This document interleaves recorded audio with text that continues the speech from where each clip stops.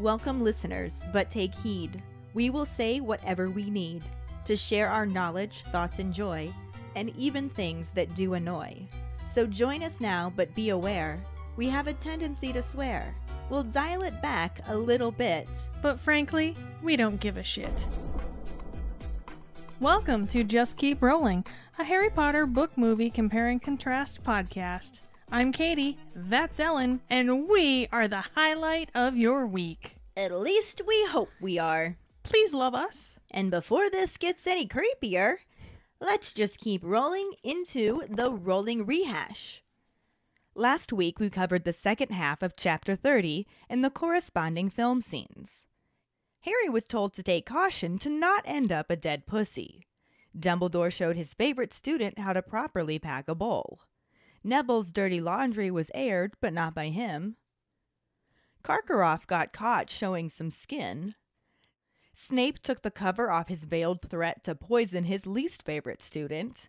And someone has been stealing potions ingredients for Polyjuice, but for once, it's not the Golden Trio. During episode 104, Professor's Pretty Petty, our Potter Pondering was, now that we've gotten to this part of the movie, where Snape is specifically talking about the things Harry stole out of his private stores, do you still think Neville didn't steal the gillyweed?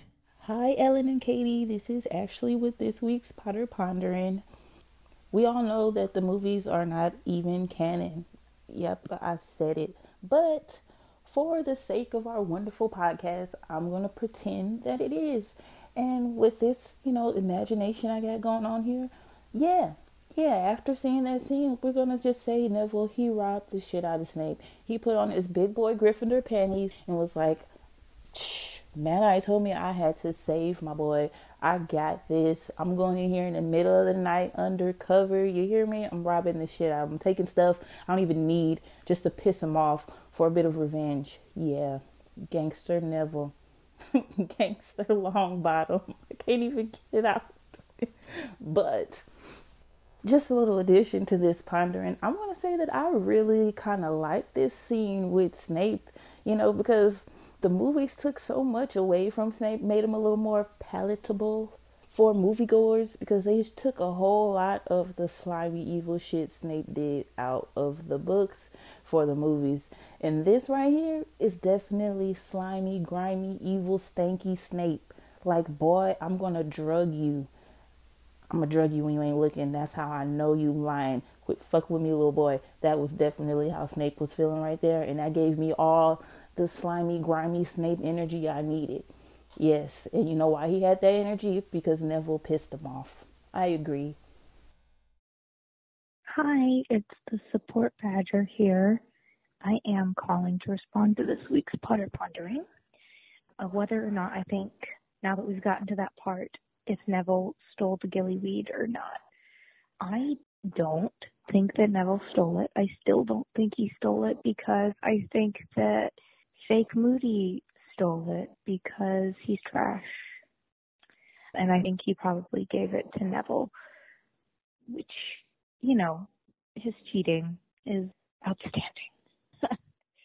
He goes to all these other links. I don't see Neville doing something like that, especially stealing from a teacher that he's terrified of.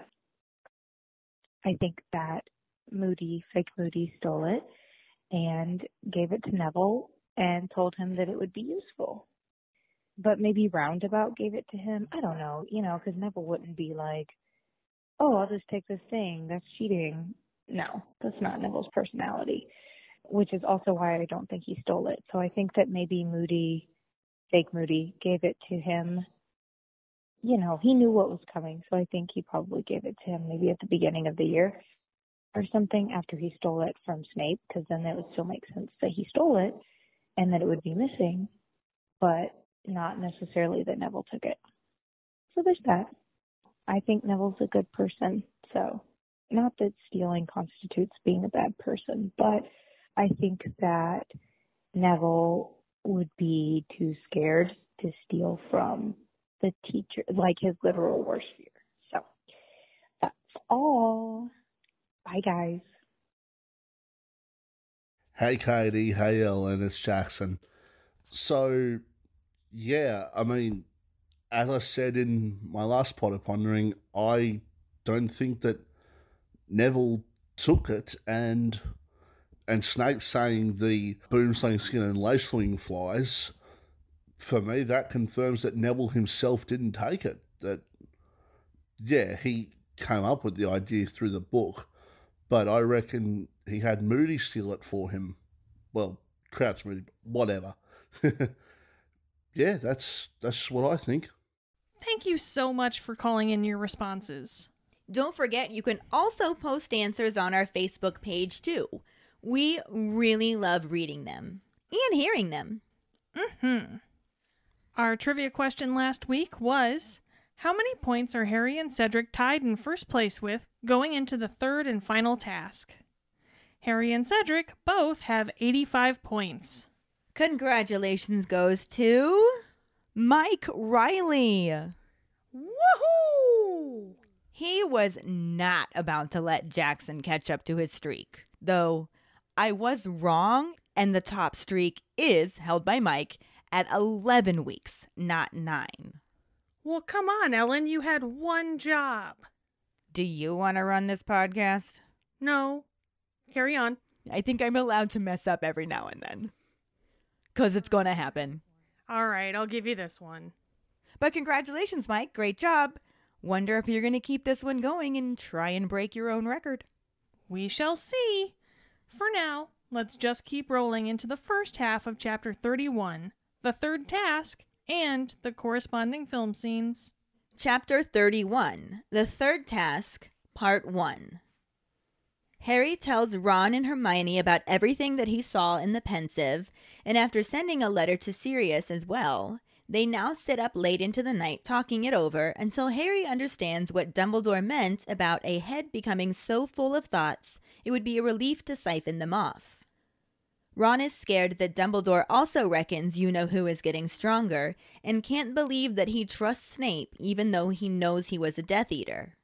Hermione, who has been sitting in silence with her forehead in her hands for the past 10 minutes, finally just mutters Rita Skeeter.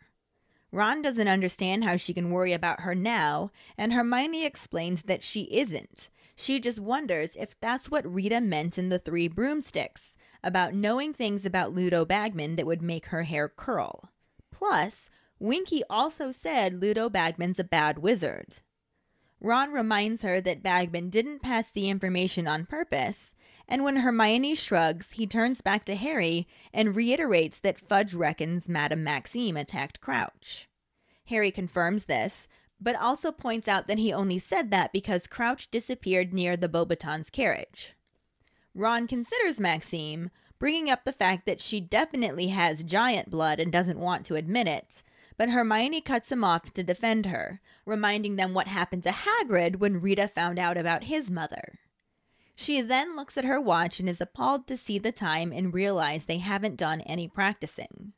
She tells them that they will really have to work on it the next day and ushers Harry off to get some sleep. Up in the boys' dormitory, Harry looks over at Neville's bed. As he promised Dumbledore, he didn't mention Neville's parents to Ron or Hermione, but as he climbs into bed himself, he imagines how it must feel to have parents still living, but unable to recognize you.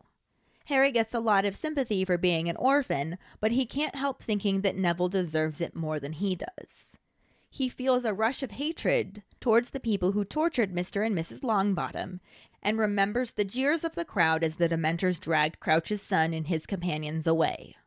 With a jolt, he also remembers that the screaming boy died just a year later, and as he falls asleep, he concludes that it's all Voldemort's fault that lives were ruined and families were torn apart.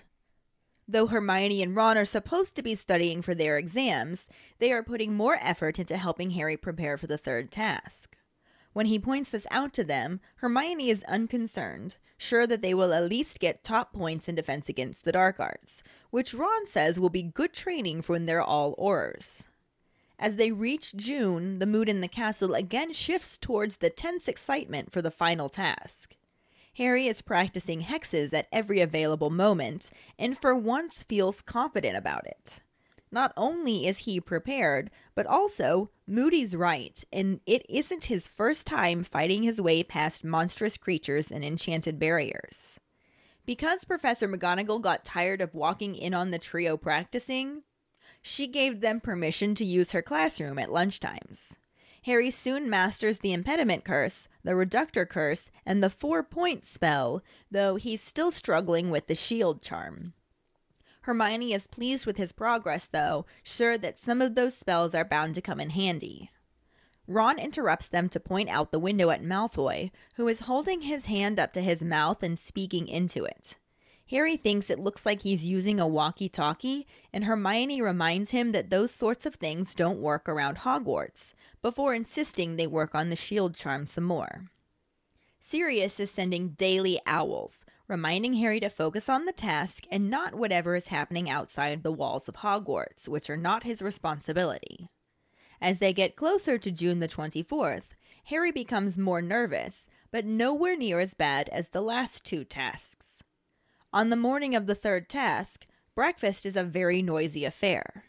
The post owls arrive, and in addition to the good luck card Harry receives from Sirius, Hermione also gets her morning copy of the Daily Prophet. When she unfolds the paper, she spits her pumpkin juice everywhere, but then immediately tries to pretend it's nothing so she doesn't distract Harry from the task. Ron grabs it and joins in trying to convince Harry that it isn't about him, but their attempts are thwarted when Malfoy shouts from across the Great Hall, wondering how Potter's head is feeling and if he's going to go berserk on them. Harry insists on seeing the article, and when Ron reluctantly hands it to him, he reads the headline, "Harry Potter, Disturbed and Dangerous." The article is all about Harry's collapse during divination due to pain in his scar, with specialists insisting that he could be pretending to get attention, and an interview with Draco Malfoy, where he reveals that Potter can speak Parseltongue and implies that he was responsible for the attacks on students a couple years back, as well as mentioning that he has befriended werewolves and giants. Rita Skeeter ends the article saying Albus Dumbledore should surely consider whether such a boy should be allowed to compete in the Triwizard Tournament, as some fear that Potter may resort to the dark arts in desperation to win. Harry folds the paper back up, commenting that she's gone a bit off him, and Ron wonders how Skeeter could have known his scar hurt in divination. Harry reminds him that he had the window open, but Hermione points out that he was at the top of the North Tower and there was no way his voice carried all the way down to the grounds. Harry retorts that she's the one who's supposed to be researching magical methods of bugging, and Hermione starts to defend herself before getting a dreamy expression on her face. She runs her hand through her hair, then up to her mouth, and insists she's fine when Ron asks. She says that she has an idea and needs 2 seconds in the library to make sure, but she's pretty confident that Rita Skeeter is doing something she shouldn't be doing. She runs off as Ron tries to remind her about their History of Magic exam, before turning back to Harry and commenting on how much she must hate that woman to risk missing an exam. He also asks what Harry is going to do during the test, and this question is answered when McGonagall shows up and tells Harry that the champions are meeting in the chamber off the hall after breakfast to greet their families. She walks off and Harry wonders if she actually expects the Dursleys to show up. Ron says he doesn't know, but has to rush off for his exam. As the Great Hall empties, he watches Fleur, Cedric, and Krum head into the side chamber. Not having any family who would actually care, he has no desire to go himself, but then Cedric sticks his head out the door and tells Harry that they are waiting for him. He enters the chamber and sees the other champions with their families before noticing Bill and Mrs. Weasley smiling at him. They greet him and mention that Charlie wanted to come too but couldn't get the time off work. Harry notices Fleur eyeing Bill with great interest as he tells the 2 Weasleys how nice it is for them to come. They talk about how they enjoy being back at Hogwarts, and Bill asks Harry to give them a tour. As they walk past Amos Diggory, he makes a comment to Harry about not being as full of himself now that Cedric has caught up to him on points. Harry is confused, and Cedric tells him to ignore his dad, who has been angry since Rita Skeeter's first article made it sound like Harry was the only Hogwarts champion. Mrs. Weasley reminds Amos that Skeeter goes out of her way to cause trouble, and Mrs. Diggory stops her husband from saying something else angry, and they walk away. Harry, Bill, and Mrs. Weasley spend an enjoyable morning walking the grounds, and when Harry asks how Percy is, he learns that he's been hauled in for questioning about the letters Crouch has been sending in. They head back to the Great Hall for lunch and meet up with Ron and Hermione. Mrs. Weasley asks Ron how his exam was and gives Hermione a very chilly hello. Harry casually reminds her that Rita Skeeter writes rubbish and tells her that Hermione is not his girlfriend. Though Mrs. Weasley insists that she didn't believe it, she also becomes considerably warmer towards her after that. Harry, Mrs. Weasley, and Bill then walk around the castle during the afternoon and head back to the Great Hall for the evening feast before the final task. Cornelius Fudge is filling in as the fifth judge, and he and Ludo Bagman are sitting at the staff table. There are more courses than usual, but Harry is too nervous to eat much. When the enchanted ceiling finally starts to fade to a dusky purple, Dumbledore stands and everyone falls quiet. He lets them know that they will be asked to make their way down to the Quidditch field in about 5 minutes, and calls for the champions to follow Mr. Bagman to the stadium now. Harry stands to applause from the Gryffindor table, and the Weasleys and Hermione all wish him luck. He heads out of the Great Hall with Cedric, Fleur, and Victor, and when Bagman asks how he's feeling, he can honestly say that he's okay. They walk onto the Quidditch field, which is now unrecognizable with a 20-foot-high hedge running around the edge of it. There's a gap right in front of them that reveals a dark and creepy passage into the maze. As the stands begin to fill, Hagrid and Professors McGonagall, Moody, and Flitwick walk into the stadium, wearing large red stars on their hats, and in Hagrid's case, his moleskin vest. Professor McGonagall says they will be patrolling the outside of the maze, and if any of them wish to be rescued, they must send up red sparks and one of them will go get them. Bagman sends off the patrollers and then points his wand at his throat and says Sonorous. He announces that the third and final task of the Triwizard Tournament is about to begin. He reminds them that Cedric Diggory and Harry Potter are tied in first place with 85 points each. Victor Crumb is in second with 80 points, and Fleur Delacour is in third. He tells Harry and Cedric to go on his whistle, and after a short blast, the two hurry into the maze. The movie section starts out on a view of a crowd in stadium seats, cheering, clapping, and predominantly holding up signs in support of Cedric Diggory. There is fanfare, and the camera pans over the audience, showing several students playing brass instruments, conducted by Professor Flitwick. The camera zooms out, showing a grassy portion of the arena, as Amos Diggory runs out of an opening beneath the crowd and waves before gesturing back towards the doorway as his son emerges. Cedric looks all around at his fans as he walks towards his father, followed by Fleur Delacour. The rest of the Beauxbaton girls perform a cheer in French for her. Then the camera cuts back to the band, to a cheering Malfoy, Goyle, and Crabbe, who has Crumb written on his forehead, before cutting back to the arena doorway, as Crumb and Karkaroff walk out. They are followed by Dumbledore and Harry, the latter looking extremely nervous.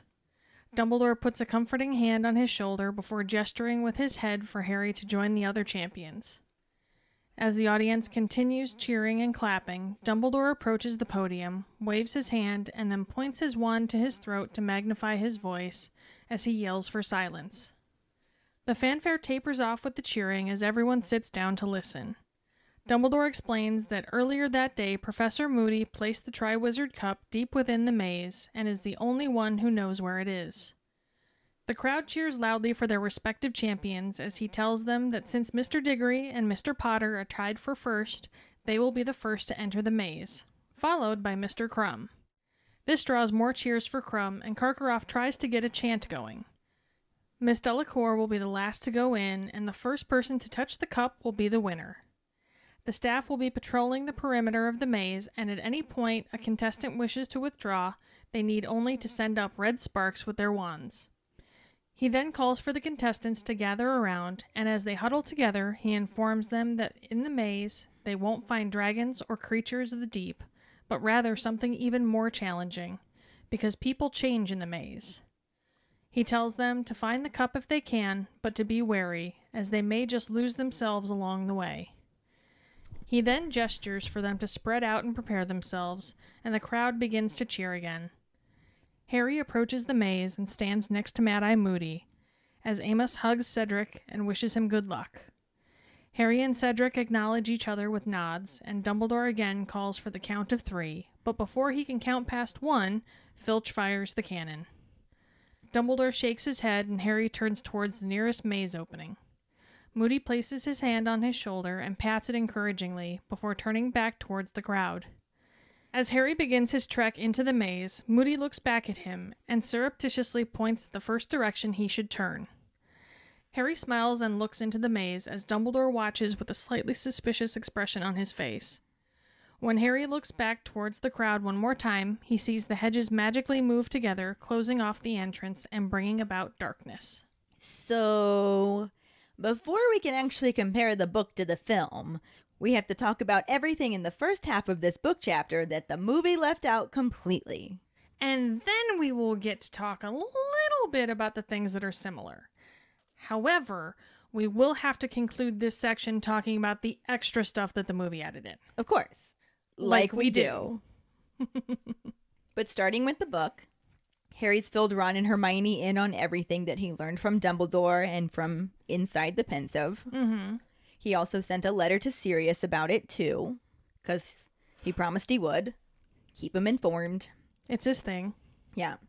And they stay up late into the night talking everything over, and now Harry can finally understand what Dumbledore means about having your head so full of thoughts that you need a Pensieve to siphon them off in. Mm-hmm. So it only took him a night, apparently. That's pretty good for Harry. I have to wonder if maybe he knew before and it wasn't until he physically experienced it again that the connection happened. I'm sure it's something along those lines. Yeah. Ron's super nervous since Dumbledore has flat out said that he thinks Voldemort's getting stronger. Mm-hmm. Or as Ron says, you know who. And he's also like, I can't believe he trusts Snape even after knowing that he was a Death Eater, which is fair. That's pretty damn fair, yeah. Yeah. For sure. Hermione has actually just been sitting with her forehead in her hands, not saying anything for about 10 minutes. She finally resurfaces and just goes, Rita Skeeter.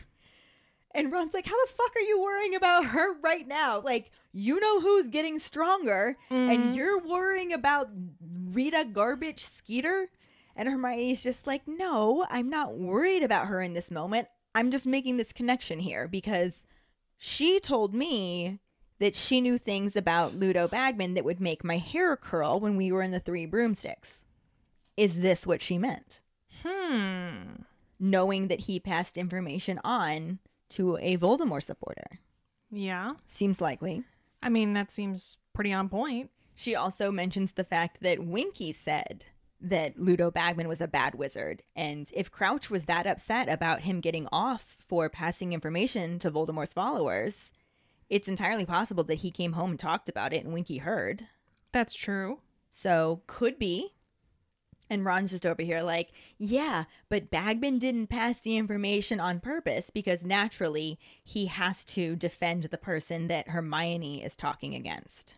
Well, yeah, that's kind of how he's going with this whole book. Right. Especially if it's Victor. Right. And Hermione just shrugs, so Ron turns back to Harry and is like, and Fudge thinks that Madame Maxime attacked Crouch?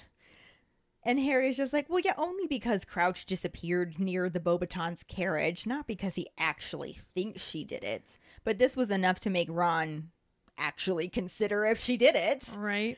And he's like, well, she definitely has giant blood and does not want people to know it. Guy. And that's exactly what Hermione does. She's just like, okay, but look what happened to Hagrid. Do you think she needs that shit? I'd say I was big boned too if it was me. True. Very true. So she then looks at her watch and she's just like, oh shit, we haven't practiced at all. And it's super late. Got a little distracted. Just a little. So she goes into bossy Hermione mode and says Harry needs to get a good night's sleep and they're going to have to work extra hard tomorrow. When they get back up to their dormitory, everyone else is already asleep. And as Harry and Ron get ready for bed, Harry looks over at Neville. And it just makes him think again about everything he learned about Neville's parents and his situation. And he kept his word to Dumbledore. He didn't mention it to Ron or Hermione at all. But that's gotta feel really weird, knowing that you know something about a person and they don't know that you know. Right. But I think he was also more focused on the fact that that's possibly worse than just having dead parents. Yeah. Because he gets a lot of sympathy for his parents being dead and him being an orphan. Mm-hmm. But he thinks that Neville deserves it more. Well, and you know, what's worse? Is it not having any chance of being near them or being able to be near them, but having them not know who the hell you are? Right. Are you actually near them? Yeah. Is that more torturous? At least Harry knows. Yeah. There's no mystery left in there. Are Neville's parents ever going to be okay? Will they know him again one day? Because there is a point when hope hurts. Yes. Oh, yeah. There really is. And I have to think, I mean, Neville's young, but I have to think he's probably hit the point of hope being painful numerous times in his life by now. And we're for sure going to end up talking more about this later on. Yes. Ickle Neville. Poor Ickle Neville. But he gets into bed himself thinking about this and feels this rush of hatred towards the people who tortured Mr. and Mrs. Longbottom. I feel like that's normal. Yeah. And he remembers the crowd jeering as the Dementors dragged away Barty Crouch Jr. and his other companions that at this point are unnamed. And he completely understands why they were jeering. Like, he wants to jeer right now, too. Yeah. If he could go back in that memory, he probably would jeer. Right.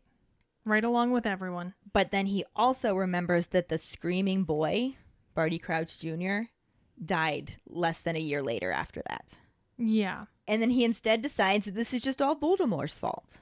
You know, that's a good way to go, really. Right. I've actually gotten into discussions with people on like the Harry Potter fan pages and stuff where a lot of people want to blame Dumbledore for the things that happened to Harry and say that he manipulated them and everything. And I'm like, it's all Voldemort's fault. Yeah. Like, yes, there are definite ways that Dumbledore could have handled it better, but he's even willing to admit that. Yeah. It's all Voldemort's fault. It all falls onto Voldemort. It really does. Somebody was trying to say that it was Dumbledore's fault because he used a baby as a pawn to beat Voldemort. And I was just like, Dumbledore's not the one who brought him into the mix. Yeah. That was 100% Voldemort. That was his It's choice. all his fault. That was entirely his choice, and that was the fate he decided for himself, essentially. So good job. Good job, Harry. You know who's the bad guy here. Right? You know who's the bad guy, as opposed to you know who's the bad guy. That's funny. Exactly. It's the same sentence both ways. I love it. I know. It's great. Anyway, next morning. Next several weeks, basically, Hermione and Ron are supposed to be studying for their exams, but they're putting more effort into helping Harry prepare for the final task, which is amazing.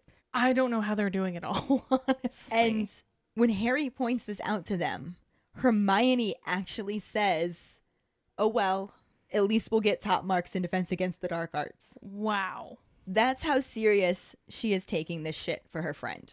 That's friendship right there. Yeah, she put her friend's safety over exams. Yeah. That's very un-Hermione, but it shows her growth over the years. I think so, too. Ron also says that it's good training for when they're all Aurors, even though Moody never told him he didn't get that attaboy. Oh, Ron, you're just crossing those fingers hard, aren't you, buddy? He's just hopping on that train and hoping it works out. He's hoping to get a job by association. We'll talk more about that then. But Yeah. by the time it does happen, he's pretty much earned it. Oh, yeah. So, Definitely. anyway, it's June, and now they're getting closer and closer to the task. So naturally, everybody in the castle is super tense and super excited. Both very adrenaline-powered feelings. Yes. So imagine that paired with hormones. Oh, dear. No, thank you. Harry's practicing hexes at every single moment that he can. So if he's not in class, he's practicing hexes. He's going to be prepared this time. Yep. And he is. Plus, as Moody mentioned before, this isn't his first time getting past monstrous creatures and enchanted barriers. Yep. So this is... Not his first rodeo. No, this is his task. He is ready. For sure. Professor McGonagall kept walking in on them, practicing their hexes in various places around the castle, and finally got so tired of it, she was just like, just use my classroom. At least I'll know that's where you are. I have to wonder if they ever accidentally like hit her with a hex. Right? She opens the door and all of a sudden she gets tossed backwards. Impediment. Yeah. which is the curse that Harry's working on now, the impediment curse to slow things down. Mm-hmm. He also masters the reductor curse, which blows holes in things, Sure. and the 4-point spell, which basically works like a compass. Whenever you do that spell, it's all apparently the enchantment is to just say point me, and it points north. Well, that's simple enough. Yeah. The one spell that he's having a little bit of trouble with is the shield charm. Mm-hmm. He can cast it, but Hermione managed to shatter it with a well-placed jelly legs jinx. And he actually had to wobble around the classroom for 10 minutes while she looked up the counter curse. I would have really loved to see that. I would have loved to see all of this. Right? I wish we could have seen every last jinx and hex, honestly. They didn't show us enough of the actual magic charms and jinxes and hexes. No. And then when they did show them to us, it was flashing lights and people flying backwards. Yeah, it was... We didn't get to see the funny ones. It was pretty crap. Yeah. Anyway, Hermione's super happy about all of the progress that he's made, and she's sure that some of these spells are going to come in handy. And at this point, Ron interrupts them and is like, look at Nazi von Douchebag out there. And he points out the window, and Douchebag the second is down on the grounds talking into his hands. He's got them cupped together, holding him up to his mouth, and he's talking into them.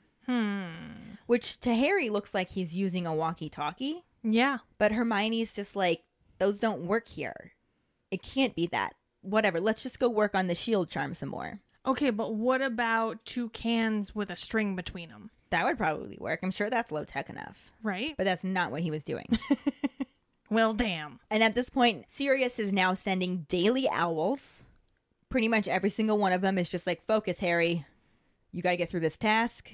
Ignore everything that's happening outside the walls of Hogwarts. Those are not your responsibility. You can't change them. Don't even try. Task. Third task. Final task. Focus. Focus. Focus. So it was basically like the letters that Harry was sending to Sirius, but with less ham. At this point, it's becoming a spamagram. Nicely done. The closer they get to June the 24th, the day of the third and final task, Harry is actually starting to feel nervous, but it's nothing compared to how he felt for the first and second tasks, when he was super unprepared. I was going to say, he had no idea what the fuck he was doing. Not even a little bit. On the actual morning of the third task, everybody is so excited at breakfast. It's just really noisy. Understandable. Yeah. And when the post owls arrive, he gets a good luck card from Sirius, which is actually just a piece of parchment folded over with a muddy paw print on the front of it. Aww. How cute is that? Why didn't we get this? I know! We didn't even get Sirius. We got weird Firehead Sirius. Firehead. Hermione also gets her morning copy of the Daily Prophet. And this, slapstick. This has a literal spit take in it, and they didn't think they needed to include this.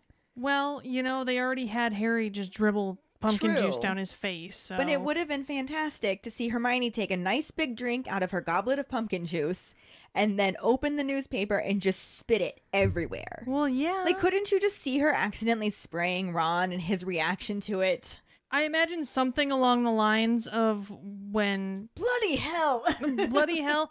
Or something along the lines of when he got... Drooled on by Fluffy. I was going to say drooled on, or when Harry got troll bogies on his wand. Yeah. But yeah, so she spits her pumpkin juice everywhere and then immediately tries to pretend like it's nothing. Mm-hmm. So believable, Hermione. Ron immediately snatches the newspaper from her, but then starts going, "It's nothing, Harry. It's absolutely nothing. Nothing to see here. Move along." And this especially fails because Malfoy chooses this moment to shout from the Slytherin table about Potter's scar and wondering if he's going to go berserk on them. I mean, give it a few minutes, Malfoy. Right? Harry, of course, is just like, article, now. Mm-hmm. Gimme. What are you hiding from me? And Ron reluctantly gives it to him, and Harry opens it up and sees this giant-ass headline that says, Harry Potter, disturbed and dangerous. Yes, because nothing screams disturbed and dangerous like Harry Potter. Well, I mean, according to this article, nothing does, because Harry is just, I mean, he collapses all the time because of pain in his scar. All the time. All the time. Constantly. Specialists think that it's possible, but some also think that he could just be doing it for attention.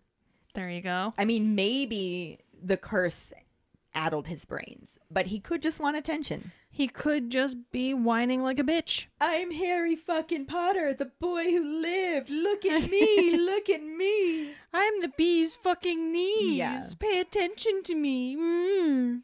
She also interviewed Nazi von Douchebag II, who shares that Potter can speak Parseltongue, and mentions that there were a whole bunch of attacks that happened a couple years ago on some of the students, and everybody thought Potter was behind them, but it was super hushed up, so they don't really know. Except everybody knows. Right? Everybody does. Come on. He also mentions that Harry has befriended werewolves and giants, and clearly he's dangerous and disturbed. No, then the article then includes some information about how dangerous giants and werewolves are and how people who interact with them are just completely untrustworthy.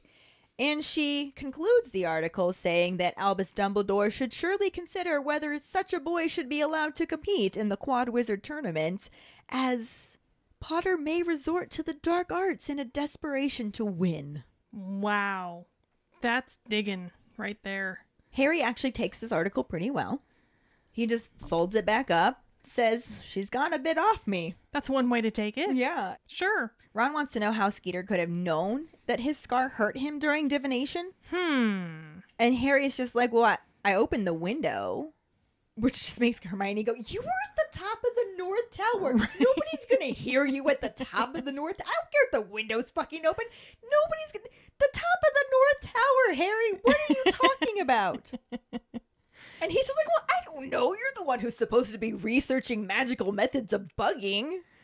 And she starts to say that she's been trying to, and just like freeze frame. I feel like this was a light bulb moment. Oh, yeah. Mm-hmm. Somebody did Lumos wand. A Lumos wand pops over her head. And she gets this extremely dazed look, just like glaze over eyes, stares off into space, just absent-mindedly runs her hand through her hair, and then she holds it up to her mouth, and Ron's just like, are you okay? And Hermione's like, yeah, I'm fine. I've had an idea. Library. And she just takes off running. She's insisting that Rita is doing something she shouldn't be doing. She just needs to check in the library to make sure, but she thinks she's got her now. I mean, they should just be used to Hermione running off and going to the library for no reason. Well, there's apparently a reason here. Well, yes. So she runs off, and Ron's just like, we have a history of magic exam in 10 minutes. And she's just gone. And he's just like, damn, she must hate that woman if she's willing to risk missing an exam. Yeah, she's a garbage. Rita Garbage Skeeter. Mm-hmm. Ron also wonders what Harry's going to do during the exam because he's exempt from them because of being a champion. And this gets answered when McGonagall shows up and tells him that the champions have to meet right off the Great Hall to greet their families before the third task. Oh, that's awkward. And Harry's just like, okay. And then McGonagall leaves and he turns to Ron and he's just like, she doesn't actually think the Dursleys are going to show up, do they? And Ron's just like, I have no idea, but I have to get to my exam. So Harry's just sitting there by himself watching the Great Hall empty, and he sees Fleur, Cedric, and Crumb all go into this chamber off the Great Hall. And he's like, I don't want to do this. There's no way the Dursleys are going to be there. Nobody cares about me. And even if they were, I don't want them there. Right. He's like, this is stupid. I don't want to go in there. It's just going to be like the reminder that I'm the orphan champion who's younger than everybody else. And, this sucks. And he's just sitting there like, dragging his feet, not doing what he's supposed to do. And Cedric sticks his head out the door and he's like, Harry, come on, they're waiting for you.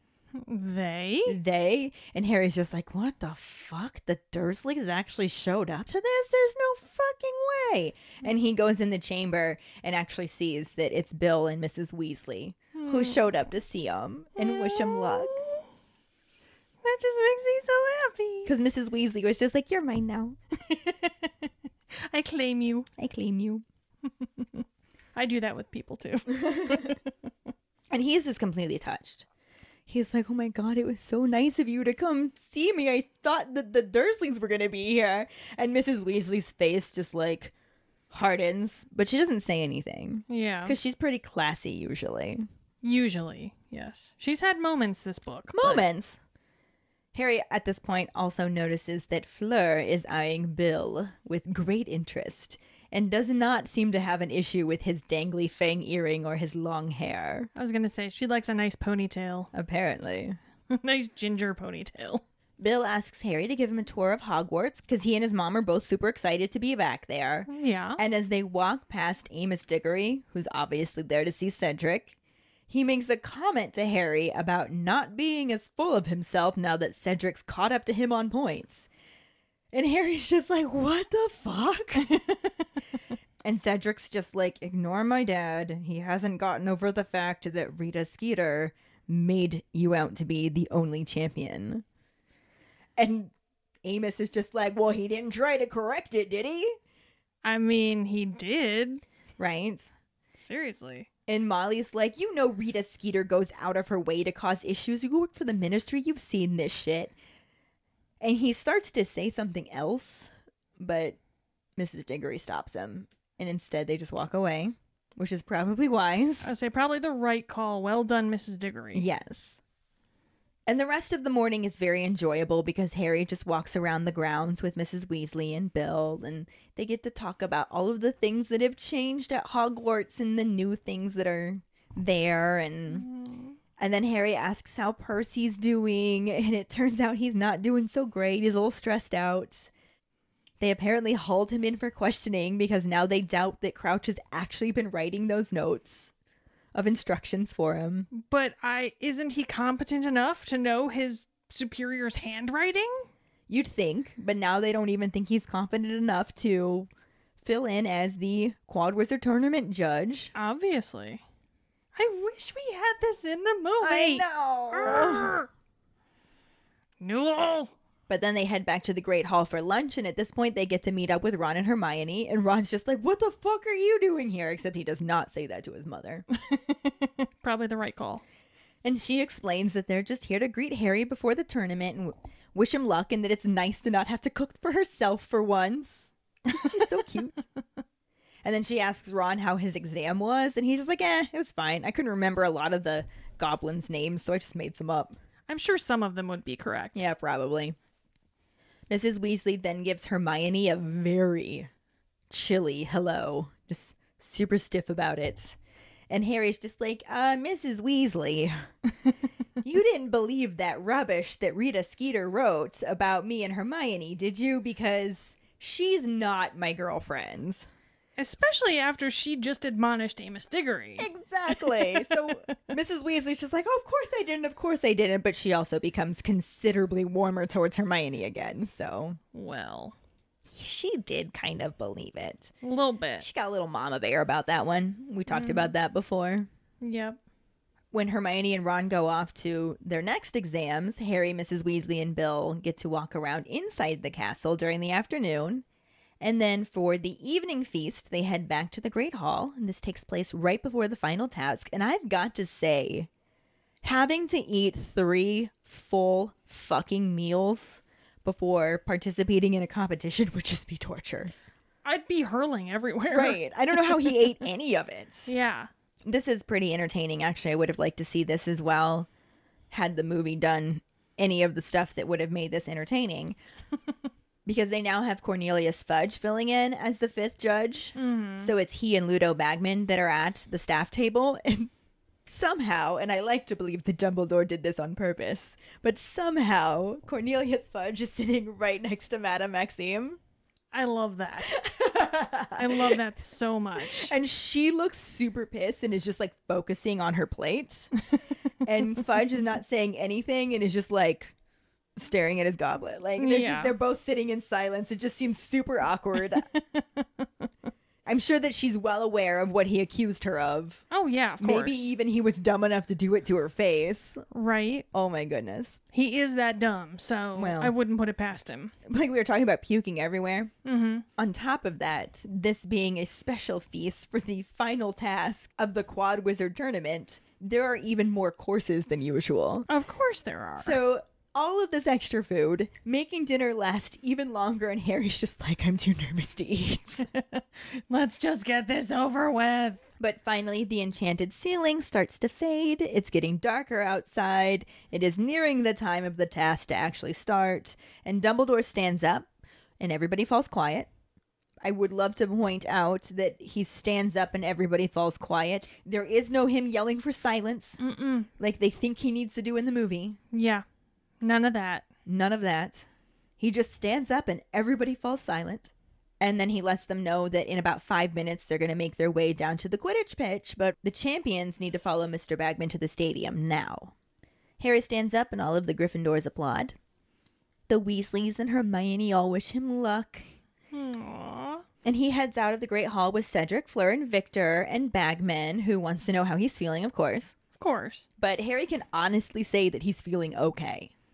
Like, he's definitely a little bit nervous. Well, of course. But the last couple of times that Bagman asked him this question, he flat out lied. And this time he really is okay. He's ready. He knows what he's going to do. He's got a whole bunch of tricks up his sleeves. He's been studying for weeks. Yeah, he's ready.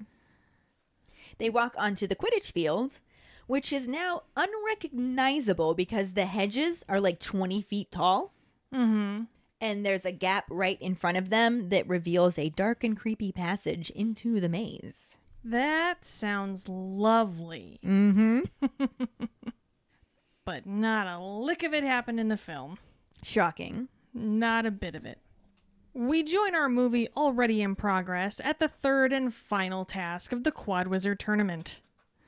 Looking out over the crowded stands, we see a number of yellow banners supporting Cedric Diggory, and also some blue banners in favor of Fleur Delacour. Well, she's pretty. She is. The Hogwarts Brass Band is playing while Professor Flitwick conducts them from a grassy clearing in front of the stands. I love that they made him basically the music teacher, too. Right. All thanks to that Toad Choir in the third movie. Right? In a pre-game warm-up type of show, Amos Diggory runs out of the vomitorium beneath the crowd and does his best impression of a stage mom finally getting her moment of glory before gesticulating back towards the doorway where his son emerges. Cedric looks all around at the crowd as he walks towards his father, probably embarrassed as all hell by the man. Which is the closest the movie got to Amos being embarrassing about Harry and Cedric being tied. Yeah, but not at all the same thing. No. Not even kind of. No, the movie never showed that side of Diggory at all. No. Well, even when they first met. Yeah. He was all nice to him and pleasure to meet you. And Sorry. not at all like it was in the book. Yeah, none of the comments about them being tied and Cedric's beat him once before and sassiness. No, he was totally cool to Harry. No sass, anti-sass, if you will. Anti-sass. Next out of the gate is Fleur Delacour, who is welcomed by the rest of the Beauxbaton girls, performing a cheer in French for her, because of course they do. I mean, apparently that's all they're good for. Being an all-girls school is to cheer in They're French. cheerleaders now. Yeah.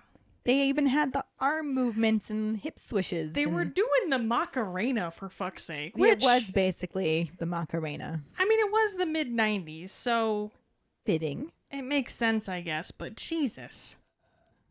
We then get a lovely shot of Malfoy, Goyle, and Crabbe cheering in the stands, while the latter of the three has Crumb written across his forehead. I kind of really wanted it to be backwards. You know what? I actually had to pause it because from a quick glance, I thought the R was backwards. I literally rewound it and checked again. I was like, I really want him to have written it backwards in the mirror. Right? I agree. That's how you know somebody else did it for him, because not only was it spelled right, it wasn't backwards. It would have been kind of funny if it was spelled C-R-U-M-B. Backwards, though. Backwards, of course. Speaking of Crumb, we next see him emerging from the archway, followed by Karkaroff. It's interesting that they let Amos come. He's the only parent that's there. Yeah. And we'll talk later about why he's got to be there. But I wonder if they were like, you're from the ministry. We only have one headmaster of this school, so why don't you come support your son Yeah. so that Dumbledore can walk with Harry? Because he doesn't have parents, so Right. we don't have this option for him. Yeah. Maybe that's what it is. That's my theory. Or they could have just, like, had Sprout do it as his head of house. Something. I don't know. I mean, we know why he was there, but yes, we'll get to it. We're getting there. Like we said, Dumbledore and Harry make their way out onto the stadium last. Harry's looking a little bit like he may have used the vomitorium in a much more literal sense. Yeah. And Dumbledore tries to comfort Harry, but probably fails pretty hard and just nods for him to go join the other champions. He gives him that shoulder clap. Yeah. Super comforting. Literally no one was comforted by that shoulder clap. No. It made Dumbledore feel better. You know, I guess that's the important thing. He tried. Mm-hmm. That's all you can do sometimes. As the raucous noise coming from the stands continues, Dumbledore steps up to the podium, waves his hand, and then points his wand at his throat to magnify his voice so he can properly tell everyone to sit the hell down and shut the hell up. Because apparently, movie Dumbledore is not as omnipotent as book Dumbledore. Not at all. But it works, at least.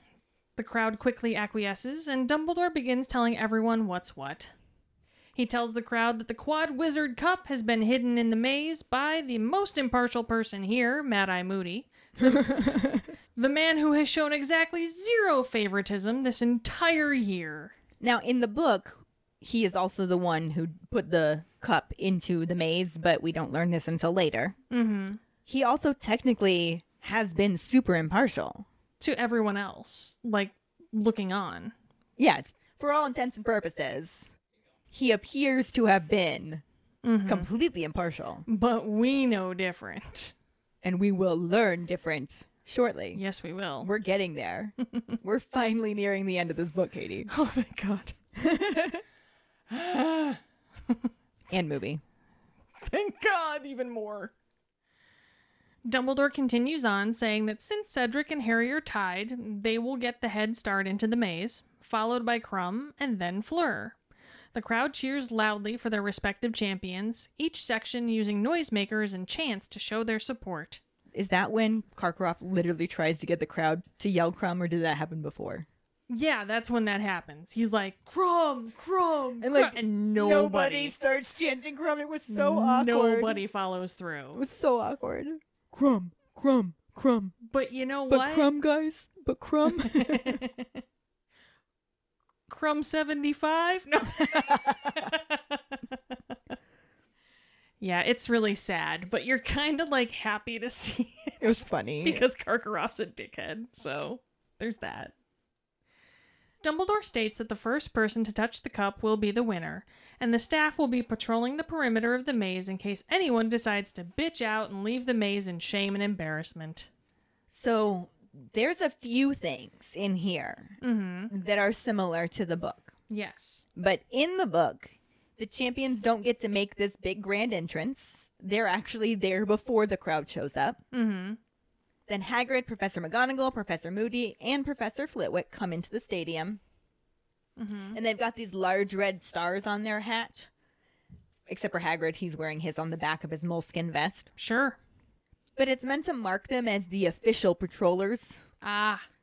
And I imagine that it's a red star because Professor McGonagall says that they're going to be patrolling outside the maze. And if any of them need to be rescued, they must send up red sparks. So I think the stars tie into the sparks. That's my thought about it. Sure. It's makes like sense. the patroller uniform. So there's that. If they bitch out, they have people patrolling that are from the staff. It's similar. Yeah. But it's Bagman who's making the announcements, not Dumbledore, as it's been like that the whole movie. Bagman. James Corden. Oh, yeah. That guy. He magically magnifies his voice with Sonorous. Because unlike Dumbledore, he needs Sonorous. I mean, Dumbledore still needs it to be heard. He just doesn't need it to get him quiet. True. Dumbledore just has that respect that when he's going to say something, people listen. Yeah. Bagman might. I don't know. They didn't get to show us that in the movie anyway. True. Bagman magically magnifies his voice to let everyone know that the third and final task of the Quad Wizard Tournament is about to begin. And like in the movie, Harry and Cedric are tied in first place, though they do specify that it's with 85 points each. Which was our trivia question. Yep. They also say that Victor Crumb is in second place with 80 points, and Fleur Delacour is in third place with no mention of her points, probably because it's embarrassing how few she comparatively has. Well, I mean, she's only there because she's a girl, so... And that was probably a penalty to begin with. Pretty much. Anyway, Bagman then tells Harry and Cedric to go on his whistle, and after a short blast, the two hurry into the maze. The movie clearly needs to include more details here. When Dumbledore then calls for the contestants to join him in a Cuddle, Puddle, Huddle. Cuddle, Puddle, Huddle. It's fun to say, isn't it? It is fun to say. I'm going to have to find a way to work that into... daily life? Yeah. Hell yeah. Next time we see all of our patrons, we are going to have a Cuddle, Puddle, Huddle. We are having a Cuddle, Puddle, Huddle so hard. It's not going to be a subtle Cuddle, Puddle, Huddle. No. Damn it. I didn't mean to befuddle you with my subtle Son of Cuddle, a Puddle, bitch. Huddle. I'm moving on. Before it gets a little too muddled. God damn it. You know, this is why I don't make puns around you, because you always gotta one-up me. That's all right. Let's just keep moving it on the shuttle. Yes. Eat a dick. What, you don't have a rebuttal? Ellen? Do you got any more? Should I... I might actually be out now. So he asks the contestants to join him in a Cuddle Puddle Huddle, as he explains to them that there isn't actually anything scary in the maze. Just each other, basically. Which makes for a really lame maze. Yeah. But, as it turns out, they blew their entire monster budget on the dragons and merpeople, so it is what it is. Newell! He tells them to find the cup if they can, but be cautious, because they may just lose their damn minds as well as the tournament. Yeah. I mean, that sounds like a pep talk if I've ever heard one. It was just so lame. It really was. And we haven't even gotten into the actual maze. This was just the intro to... It's like they were prepping you for the lameness of the maze. Which we will talk more about next week. Like, no, y'all don't get it. It's bad in there. And it doesn't even make sense that you may just lose yourself. Yeah. We're going to talk more about that later, too. But Moving on. The cheering begins anew as he then gestures for them to scatter and stretch, because you don't want to pull a hammy in the maze. Harry approaches it and stands next to Mad-Eye Moody as Amos and Cedric hug and Father wishes son good luck. touching moment. Touching moment. Aww. Harry and Cedric share a respectful nod, and Dumbledore again calls for the count of 3, but Filch suffers another bout of premature evacuation when his trusty cannon fires a millisecond after 1. His premature evacuation is a real problem for him. I mean, he doesn't seem to think so. He just looks around like, what? It happens to all guys. As Dumbledore just shakes his head and Harry turns towards the nearest maze opening. Moody places his hand on his shoulder and pats it encouragingly, before turning back towards the crowd. As Harry begins to trek into the maze, he glances back to see Moody sneakily pointing him towards the right direction. Yep, no bias at all. Also, considering how the stands are positioned around the whole maze, there's no way that people didn't see him do that. Right? He was not as sneaky as he thinks he was. I used the word surreptitiously in the summary, and it wasn't. No, I not did at that all. more out of irony. Yeah. The real irony is that wasn't the right way to go anyway. Harry smiles and looks into the maze as Dumbledore looks like he wishes a bitch would. Yeah, this is interesting because Dumbledore in the book did not suspect Moody at this point, but they're starting to show it a little early in the movie. Now, granted, they already blew the whole thing and told us with the tongue flick that Moody's super sus, but... Yeah. However, now Dumbledore's on to him. Maybe, kind of, sort Possibly. of. What? Yeah. When Harry looks back toward the crowd one more time, the opening in the hedges closes up and leaves him with an inner monologue singing, "Alone again, naturally." And that'll bring us to the end of our movie section. We will pick this up with the official action of the Quad Wizard Tournament final task next week. And for the movie, I put action in air quotes. definitely. I thought my voice caressed those air quotes nicely, but Katie physically did them for me. Somebody had to. For this section, there's still no new actors, so we'll get to some new ones eventually, but not right now. Not yet. Nope. That'll just bring us right to our Potter Pondering. Which is, how do you feel about everything from this book section that was left out of the movie? Especially the stuff about Rita Skeeter and Hermione's quest to find out how she's spying on people to write her horrible articles. Yeah, because they really left all of it out. There's none in there, yeah. We don't even know ever from the movies No, that there's something sus about Rita Skeeter. not at all. The movies just made her garbage. Which, I mean, she is, but Which she is. It's true. a totally different kind of garbage. Yeah. So let us know your thoughts. Find the post on our Facebook page or call us at 216-526-6792 and leave your response as a voicemail. Make sure you start off telling us your name and then go into your answer. We really look forward to reading and hearing them. This will bring us to our Sorting Hat story, which is from Amor Devaney. She writes, I'm a Gryffindor. My wand is rowan wood with a dragon heartstring core, 12 3/4 inches with rigid flexibility, and my Patronus is a lynx. I still can't believe it's been 20 years. Like, what the heck? I still remember going to see the first movie and all the others. It's so crazy.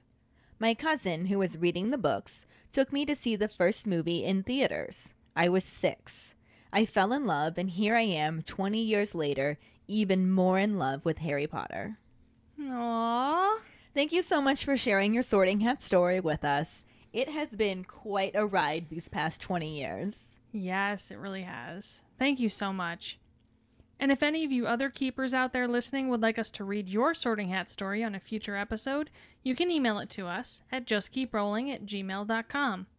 Let us know your house, wand, Patronus, how you got into Harry Potter, and anything else you might want to share with us. Or you can message it to us over social media. Which brings us to this week's trivia question, which is, what is the first creature that Harry comes in contact with in the maze? The first one who responds with the correct answer and the code word #NotFoliage will get a sticker. Another way to get a sticker is to rate and review us through iTunes or Facebook. Make sure to email us at justkeeprolling@gmail.com to let us know you did, and we'll get back to you to figure out which sticker you want and where to send it. Don't forget to find us and follow us on Facebook at JKR Podcast and Twitter and Instagram at Just Keep Rolling. Following us on Podbean at justkeeprolling.podbean.com will get you the episode as early as possible and give you a leg up in answering the trivia question. Make sure to check out our website at justkeeprolling.com, and don't forget to subscribe to our YouTube channel. If you would like to help us continue creating more content, you can support us as a patron and get extra perks on patreon.com/justkeeprolling. As always, any support you can give is greatly appreciated. And join us next week when we talk about the second half of Chapter 31, the third task, and the corresponding film scenes. Thanks for listening. We hope you hear us again. I'm Katie. I'm Ellen. Until the next time, Just keep rolling.